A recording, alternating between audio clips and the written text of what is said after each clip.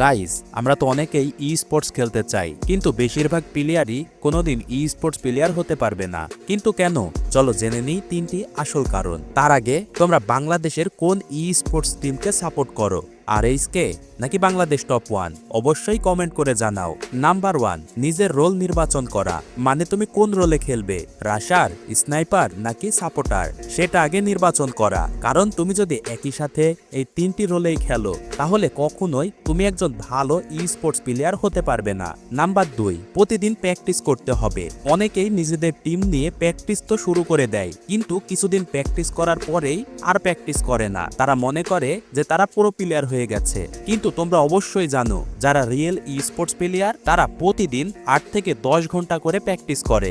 Number 3, device. তুমি যদি ই sports player হতে চাও, তাহলে অবশ্যই তোমার একটি ভালো ডিভাইস থাকা জরুরি। কারণ ভালো ডিভাইস ছাড়া তুমি কখনোই ই স্পোর্টসে টিকে থাকতে পারবে না। তো গাইস, যে 3টি সমস্যার কথা বলেছি, সেগুলো যদি তুমি সমাধান করতে পারো, তাহলে ই স্পোর্টস দুনিয়ায় তোমাকে স্বাগতম।